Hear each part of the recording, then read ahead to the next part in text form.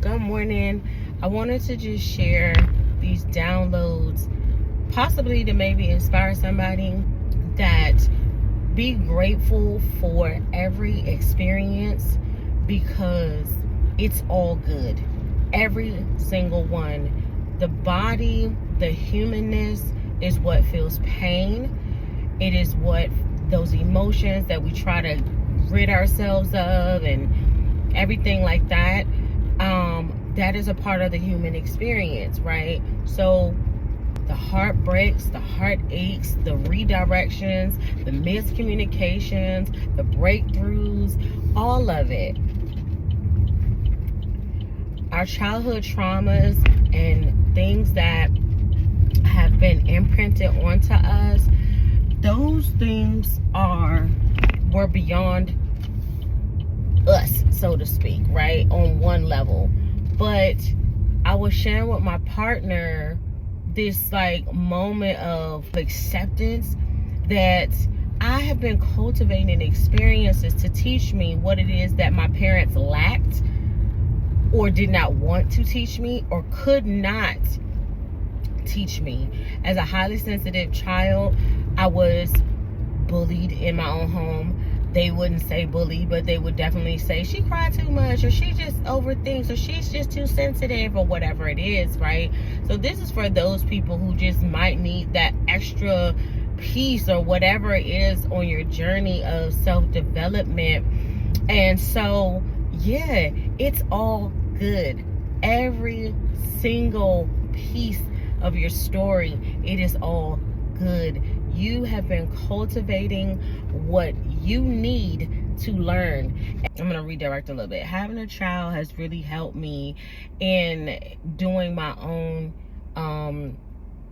inner child healing work, because for me, I'm like, if you have a toddler, if you have a toddler, and it's like, everything's about them, what they need. There is no. It's just kind of like, oh my God, you guys are like little baby narcissists, right? So you are the one that the parent is responsible for implementing gratitude and those foundational values and things like that in the child, right?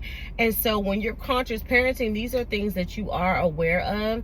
And so I'm like, oh my God, look, I didn't get that. So when I think about the messages that were spewed and taught and indoctrinated into me and my siblings, you're ungrateful, you should be grateful. Okay, so teaching me how to be grateful, right? And if you're not getting an example of that, because all you see is arguing, fighting, or just these messages constantly about what is not happening or what the parents don't have, that's not teaching you gratitude. So it came through for me. My spirits and my guides, right, showed me how every experience that was of lack per se also taught me how to be grateful.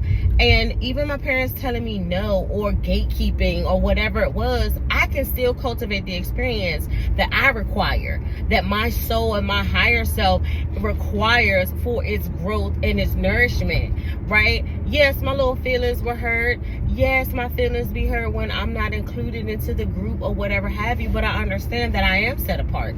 So therefore, and it's not because I'm better than or some special type of force. We're all one, right? And so aligning with that, I'm just like, it really is all good. There is nothing that I lack. There's nothing that I need. And the biggest thing is, there's nothing that I cannot have. One of the biggest things I used to laugh and tell people all the time, be careful what you pray for, because it really might come true. If you pray for peace, then you better be ready that all hell might break loose in your life, because it's going to teach you to find peace within yourself, so that no matter what is going on the outside of you, you have the ability to experience peace in the storm, right? And so, yes, biblically, having a Christian background as a child, somewhat of a Christian background as a child, healing from church hurt, and understanding the blockages and just different things like that, that it's like, well, I get these things and they just fall right through my fingers. So then it's my soul is like, okay, let's cultivate an experience so that she can see what is really happening, right? On a quantum level, right? You're cultivating this experience because, okay, you have this belief system that you're doing something wrong if this particular outcome is not happening, right? And so to an extent, it's not that it's wrong, but you are definitely contributing to it. And so taking that piece that I'm doing something wrong, that's a judgment. And so when you start judging yourself, you are now attracting more situations, more people, etc., that will judge you. And so that creates misery.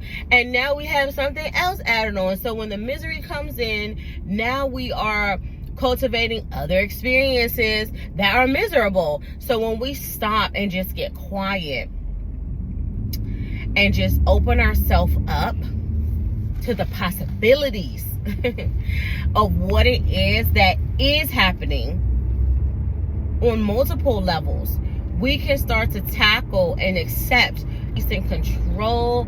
Like, it's just like you don't realize how much of a you want to find out if you're control freak, have a baby, okay? Because my pregnancies have taught me so much about my own fear of losing control. And then I got to see where in my life where blockages were happening, where I was the one that was blocking myself. It was not the devil, people, anything that I could come up with, right? It was me. And so it's like, oh, well, how is it you? Your belief systems, right? Things that you tell yourself.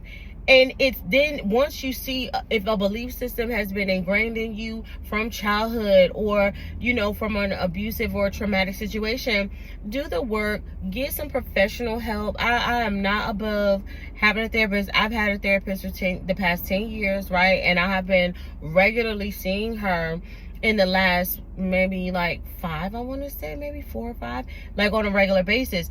I am okay with that. Right? You have to do what you have to do.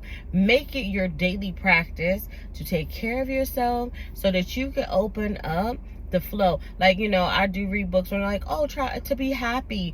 That's still like a temperamental thing, right? To find balance, it's always going to be a juggling game, but to find that harmony and to find that peace.